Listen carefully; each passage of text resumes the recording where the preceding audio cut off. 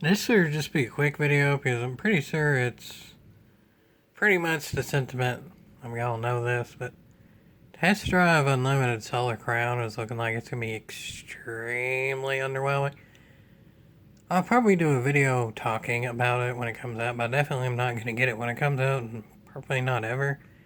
Because really about everything is underwhelming.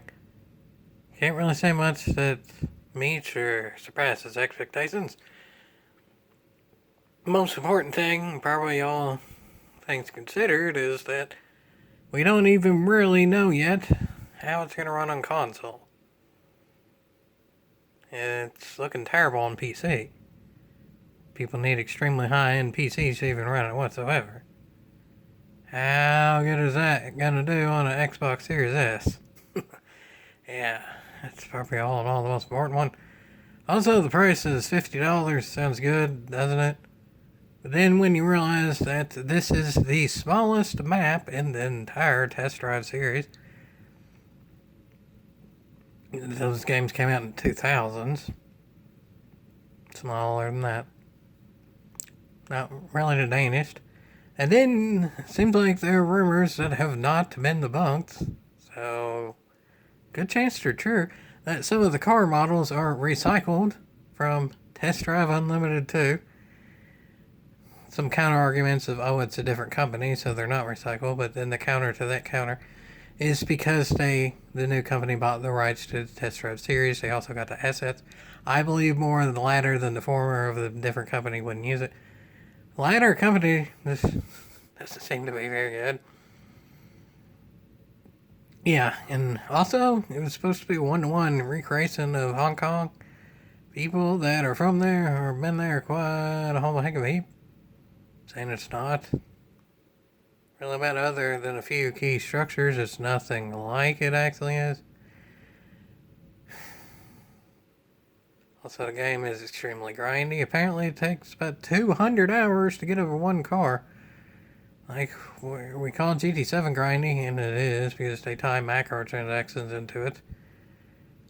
Well, apparently with Test Drive, it takes 200 hours to get the best car. Bad as GT7 is, it ain't that bad. We don't even know what Test Drive is going to do yet with the macro transactions. You can probably pay your way to that car. Wouldn't be surprised in the slightest, but what they have said is that allegedly they're going to be working on the game for the next 10 years. There's proof of that. Research, there's some devs saying that 10 years. Sounds wonderful, doesn't it? But then also in the like fine print and stuff of when you actually quote unquote buy the game, it's doing even worse than what the crew did, where it literally says in there, under no circumstances is the consumer actually buying the product, and that they are not liable to do any updates to the product. There's also proof of that. Those that have looked at the fine print of the actual end-user license agreement or whatever you want to call it, there seems to be proof of that. Maybe that'll get enough backlash for a change that part of it. Well, one thing that probably ain't going to change is online only. Again, like I said, sometimes it's the lesser of two evils between online only and hackers that are rampant, but apparently the online only is to even play the game whatsoever from what it sounds like. We don't really know for sure of consoles, we don't really know anything about the consoles, but yeah, from what it sounds like, it's going to need PlayStation Network, Xbox Live, that sort of things to even be able to play the game, because from what it seems like as of now, again, we don't really know for server consoles, so from what we do know, there's no way to directly compete only against AI. There has to be another actual human being in there. AKA for console, gonna need a subscription to even start the game. That's worse than the crew. At least the crew, back in the day, you could play it without a subscription. You could race against AI. For what it's looking like with this game, when it ceases to exist, it'll cease to exist completely because you're not actually buying it. And for those that don't already have a subscription, it never existed in the first place. Again, I will probably do a longer video on it when it is actually out. But for now, this is just a warning, is that from all aspects it seems between underwhelming and downright a scam.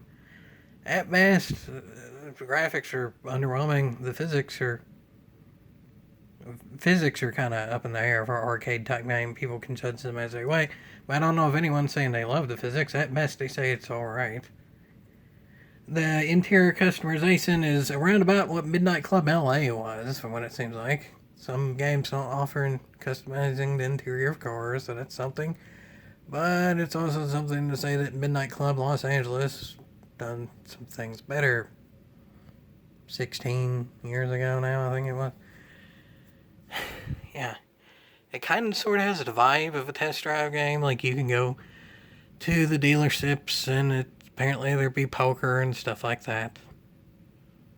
But all that is masking the massive problems that it has in everything else about it. Even if this becomes a free-to-play game, it still ain't going to be as good as any of the other open-world racing games. So if you already have even one of the modern ones that's still online, you're still doing better than playing it. But at this rate, it's looking like they're going to macro transaction and monetize the hell out of it to the point of there's no way they're working on it for 10 years. They're going to lie about that and probably get every last penny they can out of people as quick as possible, because it's going to be very quickly when people realize how terrible it is. But this is a warning that it's looking like it's terrible. So, yeah. No, I have not played the PC demo. Apparently you need thousands of dollars worth of PC to even run it at terrible settings. Even at the best of settings, it still doesn't run great on PC. Not really much good I can say about it. Do a longer video when it comes out, more likely than not, but just a warning. Don't really see any downright positives about the game. Mostly, it's awful negatives. That is far removed from EO as possible. They have 3 months to improve before it's actually out. We'll see, folks. We'll see, I guess.